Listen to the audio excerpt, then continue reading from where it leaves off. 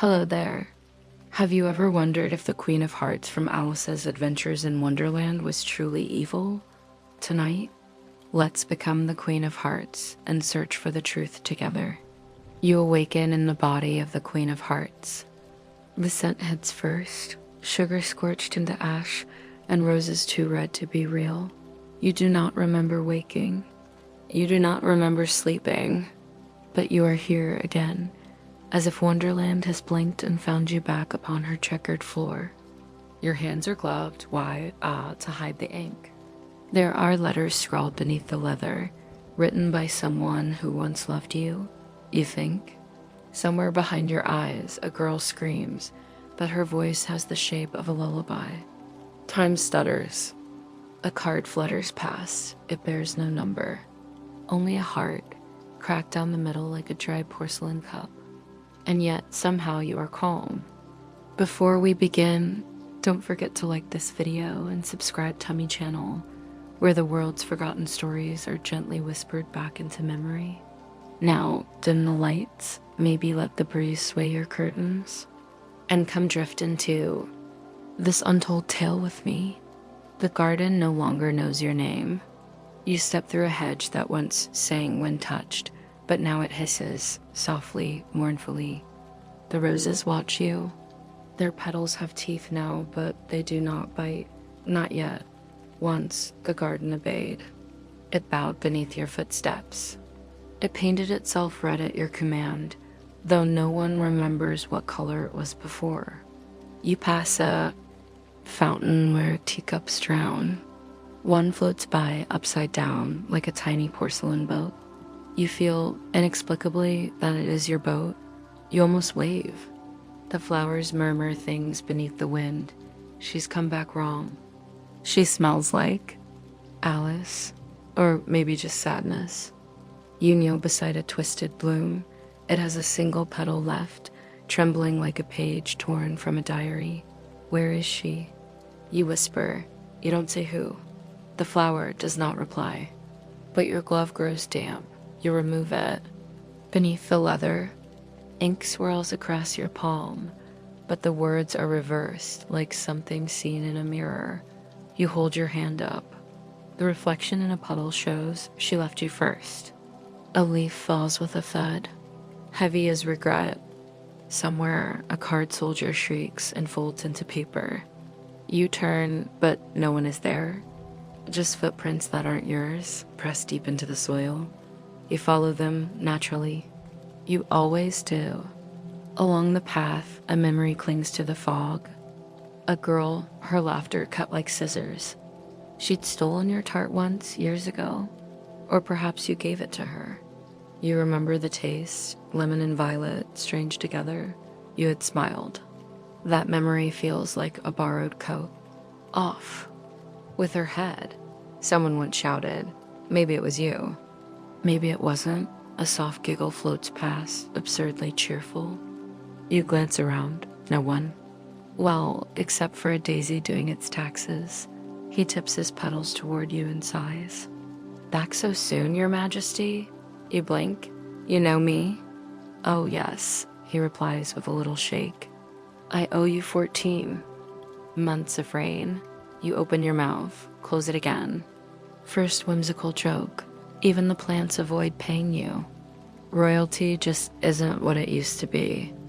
You reach the garden center, where a sundial ticks like a heartbeat. That's new. On the pedestal, a chessboard. No pieces. Only a single red marble and a smear of jam. You're not sure if it's strawberry or blood. The marble rolls of its own accord, a slow circle. Behind you, the hedge closes with a wet sigh. You sit. The ground accepts your weight with a reluctant creak, as though it remembers you being heavier, more certain, more feared. You feel the ache of a crown you no longer wear. Second whimsical joke. They say power is heavy, but so is guilt, and neither fits in a handbag. Far off, a bell tolls. It's shaped like a pocket watch and smells faintly of burnt pudding. Your hand returns the mirror ink on your palm. It's changed. Now it reads, or was she the one who betrayed you first? Your heart stutters. Just once, and the roses. Oh, the roses begin to hum. Not a melody, a warning. Third whimsical joke. Even the flora has better dramatic timing than most stage actors. You rise, not gracefully, not regally, but with the effort of someone carrying a memory too sharp to touch directly. The garden is shifting. The path that led you here is gone. In its place, a door with no hinges. A teacup floating in the air beside it, and a note that reads, "Ask the Hatter. He still owes you a dance." The tea never cools in this place. You step through the hingeless door, and it folds you inside like a sigh. On the other side, twilight draped across an endless table, the air thick with cinnamon and clock oil. Chairs are scattered like fallen soldiers, cups still steaming, though no hands touch them. Bread and butterflies buzz lazily by. One lands on your shoulder and mutters, "Late again," before crumbling into a crumb. The Hatter's seat is empty, but his shadow remains. It lounges across the back of the chair, legs crossed, hat tipped low. Smoke drifts upward from nothing, a pipe, a thought, maybe the burning edge of sanity. You sit across from him, though. The chair squirms beneath you. "Tea?" the shadow asks. The voice is thin, rusted velvet, or memory, which is less bitter. You ask, "Oh, it hums." Depends which life you sip from. You raise the teacup. It is full. It always is, inside, a tiny swirling storm. Lightning cracks, then giggles. You drink, the taste, salt and roses. The feeling, her hair tangled in your fingers. Your voice begging her not to leave through the looking glass. You lower the cup. "She left me." The shadow leans forward. Or did you push? The storm continues in your stomach. First whimsical joke. Storms and teacups are common here. Just don't add milk. It starts raining cows. A clock beside you is weeping into its saucer. The minute hand stabs at its own face with urgency, but the hours keep slipping off. Time here is not broken. Time is willful. You remember the last time you saw her, the girl, the interloper, the innocent with eyes like rebellion. She called you a monster, but she'd eaten your tarts first. You gave her your name. She gave you a nickname, Queen of Screams. Heartless. Heck, Mad Majesty, you told her, "My heart is in every rose." She had laughed, so that's why they're all so thorny. Second whimsical joke. In Wonderland, even affection comes with puncture wounds. Across the table, the shadow raises its empty hand, and the tea refills itself. Cream swirls in, uninvited. A lemon wedge sighs before sinking. "You used to laugh," it says. You touch your lips. The smile is unfamiliar, brittle, like sugar glass. "I don't remember," you murmur. I wore red because it was her favorite." The cups around you clink as if applauding. You close your eyes, and then you're elsewhere. Not a jump, more like a slip, like thought dripping from one crack to another. You stand on the rim of a spinning teacup ride. Yes, the Queen's Fairground, abandoned long ago. Everything is still in motion. You are not dizzy. You are not stable either. A carousel creaks in the distance. The horses have forgotten how to neigh. One hums instead, the same lullaby from the garden. You approach. The Hatter is on the ride. Not shadow now, but boyish, wild-eyed, hair a nest of lost time. He smiles when he sees you, but his smile twitches. You've lost your laugh. "I lost her," you reply. "You lost yourself first." You flinch. He leans forward. You rolled through fear, but it was grief underneath, wasn't it? You don't answer, because the carousel horses begin to chant. She was never yours. She was never yours. She was never yours. Third whimsical joke. There's nothing quite like being mocked by emotionally unstable wooden ponies. You clutch your chest. Beneath your ribs, not a heart, but a locked box. You feel the shape of a key, long gone, perhaps swallowed with your pride. And then the Hatter reaches out, presses a card to your palm, the Queen of Hearts. But it's torn down the middle, a seam split with gentle cruelty. She kept this, he says, all the way until the end. End? Your voice is breathless. Is she... He doesn't answer. Instead, he tips his hat and fades, not vanishing, not departing, simply forgetting to exist. The air smells of endings. Your hand tightens on the torn card. You whisper, I didn't mean to hurt her. The wind replies with a rattle of dice and distant applause. You are alone again. But the card is still warm in your hand. You stare down at it. A fourth suit appears, slowly blooming like ink, the suit of regret. You never drew that one before. The tea behind you has cooled. You walk into your own reflection, not as metaphor, not as dream, as threshold. A mirror stands crooked at the edge of the chessboard garden, no frame, no backing, only silver-slicked mist held taut in the shape of glass. You do not remember putting it there, yet there it is, waiting like judgment. Your fingers touch the surface. It doesn't ripple. It pulls. You are inside it now. The world behind the glass is quieter, as if every sound has been dipped in milk and left to soften. The sky hangs upside down, trees grow from the air, and your footsteps sound like turning pages. The courtroom awaits. It is made of ink and broken clocks. The judge's bench is your own throne, but cracked, a jagged fissure splitting the velvet cushion. Above it hangs your crown, suspended midair by sorrow alone. And across from you in the witness box stands yourself, younger, sharper, smiling like a knife. Welcome, Your Majesty, she says, your voice but laced with something crueler or freer. We've been expecting you.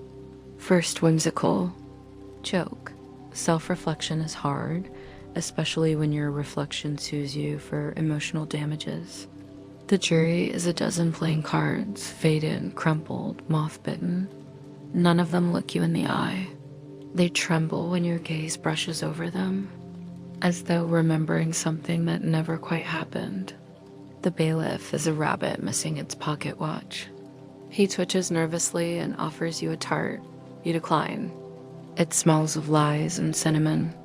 You are charged, your reflection declares, with love. The gallery gasps. Well, a polite rustle. Someone sneezes into a parasol. You blink. Love? Your other self grins. Yes, love that rotted, love that ruled. Love that said stay when it meant obey.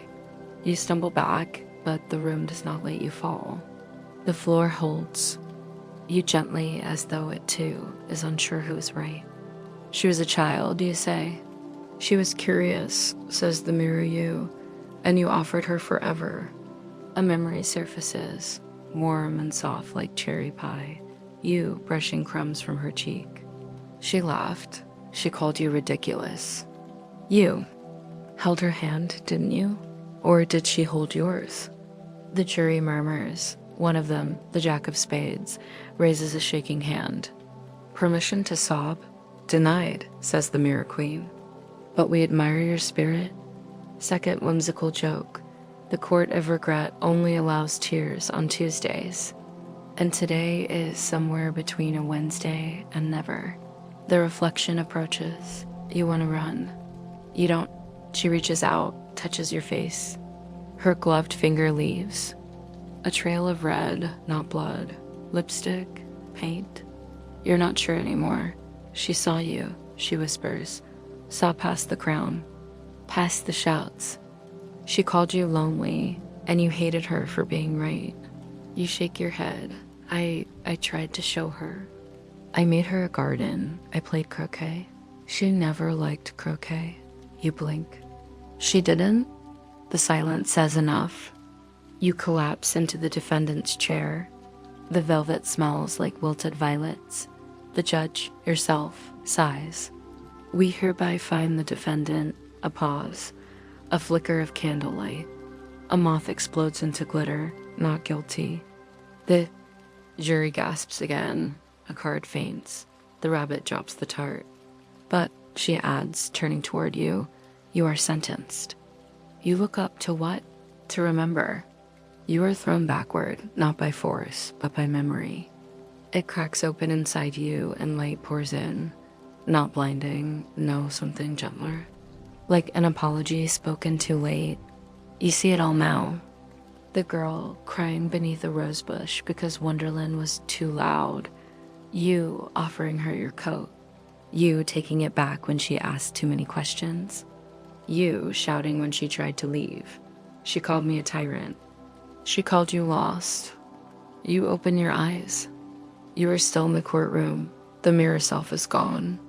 Only her gloves remain, folded on the throne. You approach it. Sit. The velvet still cracked, but soft now, as if forgiven. Third whimsical joke. Thrones are just fancy chairs with guilt. On top, above you, the crown still floats. It hums faintly. You do not reach for it. Instead, you turn to the jury. I miss her, you say. The cards bow. You exit the courtroom with the gloves in your hand and your heart beating in your ears like an old, familiar drum. Behind you, the mirror winks shut. The echo of your own voice follows, or maybe she never left at all. The gloves don't fit, not because they're too small, but because you no longer know whose hands are whose. You walk the labyrinth now. Its hedges rise higher than the sky, their leaves made of parchment and breath. Each turn wrestles with memory. The path coils like thought, and somewhere ahead the center pulses like a heartbeat beneath stone. It smells like lavender and secrets. You press on. Every few steps the path changes. Sometimes it's gravel, other. Time's silk, once, inexplicably, it's custard. You don't ask why. Wonderland answers questions with riddles, and you're tired of being confused in rhymes. At the fourth turn, a bird lands on your shoulder.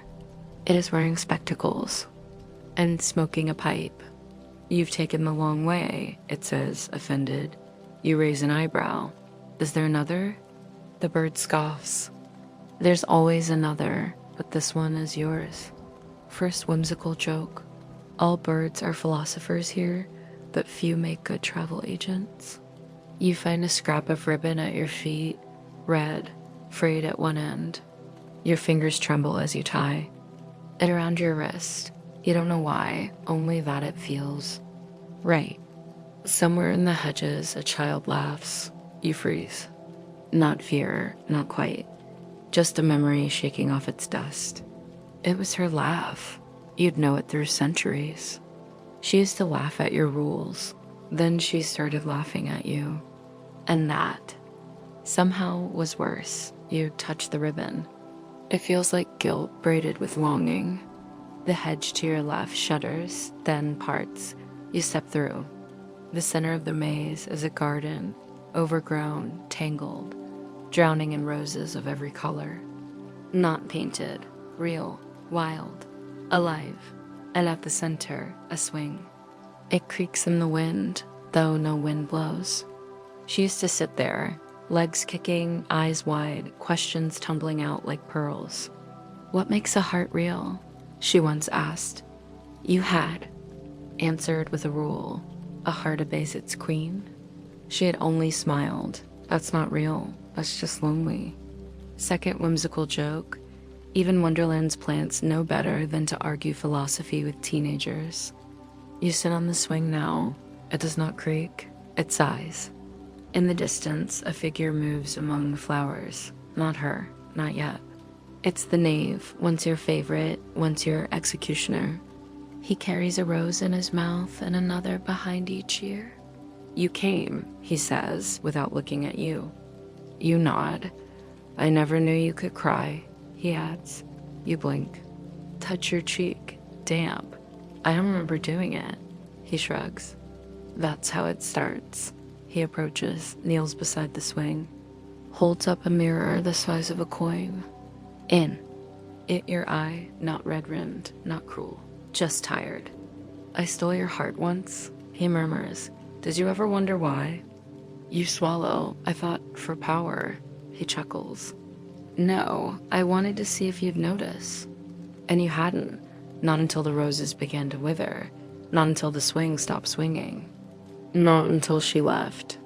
Third whimsical joke. Turns. Out. Most stolen hearts in Wonderland end up under someone's mattress. Usually forgotten, occasionally squished. You reach out and take the mirror. It is warm. The knave rises. She asked about you before she woke. Woke? He smiles. Sadly, she left our world, remember? You couldn't follow. You wouldn't bend. I was afraid, you whisper. Of losing her? No. Your voice is quiet as moss. Of her seeing who I really was. He nods. She did. And then he is gone, folded into a rose. Like a letter never sent, you stare into the mirror and see a throne covered in ivy. No, not a throne. A chair, yours, but smaller now. Less imposing. You blink. The mirror is empty. You rise from the swing and walk deeper into the garden. Petals stick to your boots. The flowers whisper secrets in a language you half forgot. And there, in the roots of the tallest rose tree, a book lies open. You kneel. The pages are blank. But you feel something stir, a story unwritten, a future uncertain. You press your hand to the page. It is cool, and it pulses once. Or perhaps the ending was never yours to write. You leave the garden as dusk begins to fall. Though here, dusk is not a time but a mood, soft and violet, like the hush before a secret is told. The path ahead is neither road nor trail, but a veil, woven of half-forgotten lullabies, discarded, promises and whispers that might once have been names. You follow it barefoot. The earth beneath you is warm. It remembers who you were, or pretends to. You enter the forest of unspoken things. Its trees are tall and bone-pale, their bark etched with phrases that were never said aloud. I'm sorry. Stay. I didn't mean to. One tree bears the words, I loved you the only way I knew how. You rest your hand against it. It thrums faintly beneath your palm. First whimsical joke. These trees grow tall because they're watered, with repressed emotions and oversteeped metaphors. You hear music. It drifts through the trees like scent, not melody, but memory and song's clothing.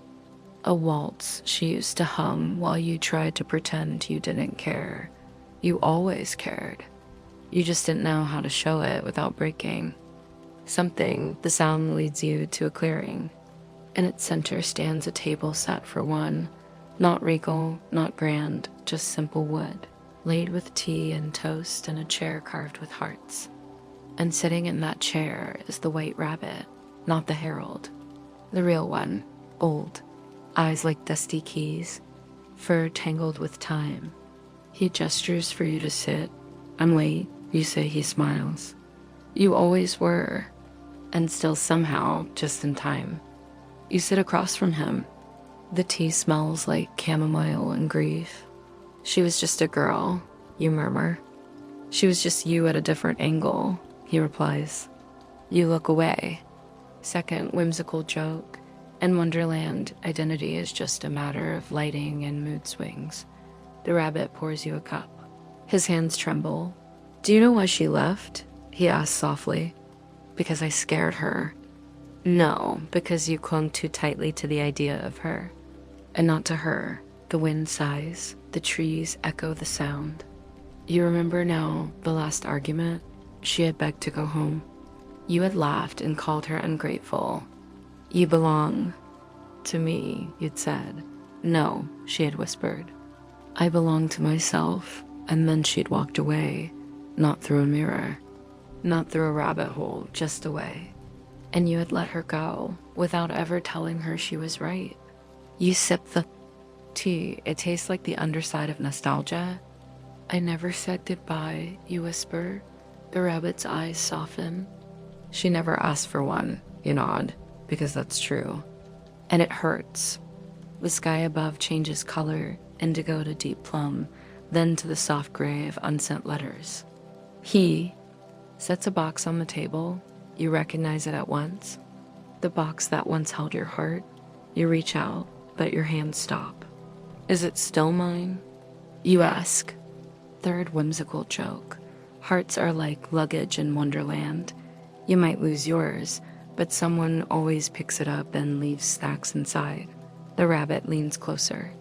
It never stopped being yours, but now, perhaps, you're ready to hold. It without needing it to hurt. You open the box. Inside, a single card, the Queen of Hearts, not torn, not faded. And next to it, a folded paper crane, its wings inked with words. Thank you for the madness. I needed to dream.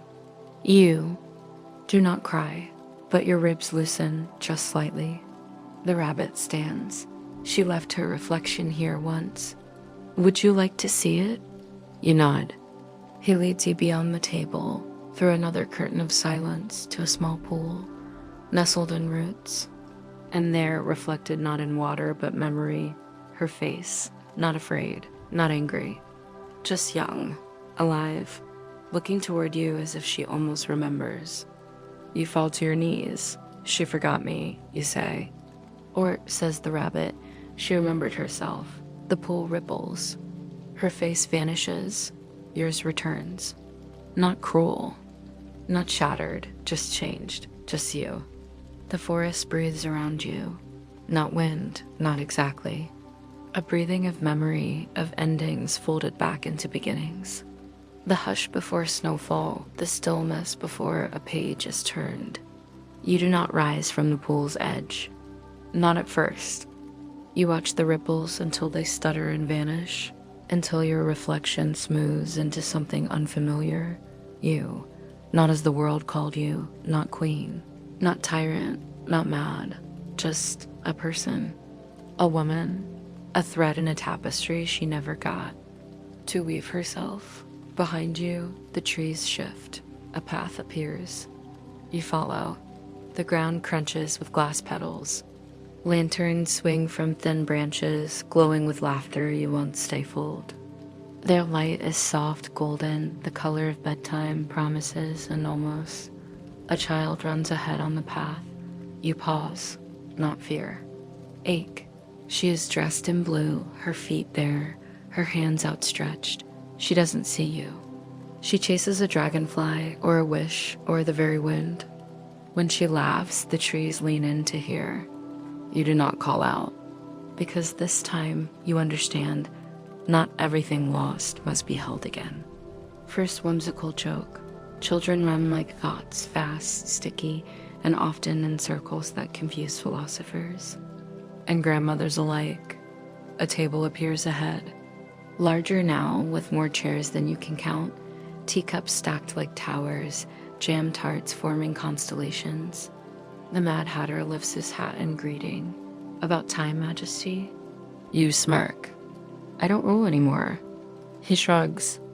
Neither do the first these days. I'm a curator of crumbs and questions. Merch Hair pours you tea that tastes like memory softened by honey. Across the table, a dormouse slumbers in a pie. The Hatter leans closer. Did you find her? I found me.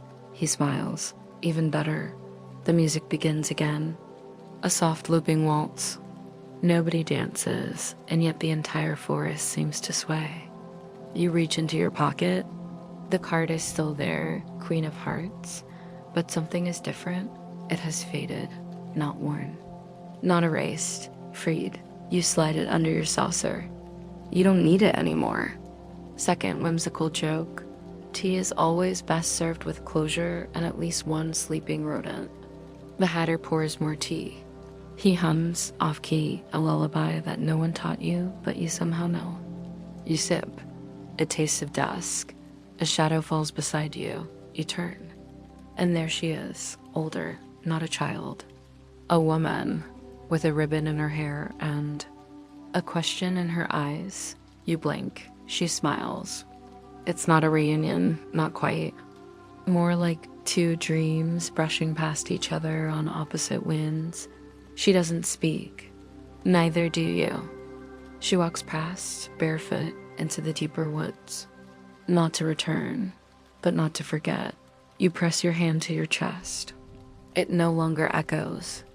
The ache is gone, or perhaps it was never an ache, just space waiting to be honored. The Mad Hatter raises a toast to lost things found and found things forgiven. You laugh. It comes out soft, stunned. Third whimsical joke. Forgiveness is Wonderland's rarest tea, steeped in silence and best drunk slowly. You rise. The forest parts one last time, revealing the edge of the dream. Not an end, just a shore. You step toward it. The gloves slip from your hand. The card rests gently under your teacup. And the throne, it was never needed. Only a place to sit when your heart was too heavy to stand. As you cross that final threshold, you hear a whisper, not in your ear, but in your bones. Or maybe you were never the villain at all. Now let your breath come softer. Let the music fade into hush. Let the chairs vanish one by one until only the quiet remains. The woods grow still. The table forgets your name and the tea forgets your touch. But the story remembers. The queen who was not evil, the girl who once stayed. The heart cracked but still blooming. Some mysteries will never be solved. Some were never meant to be. But for now, you are warm, you are full, you are free.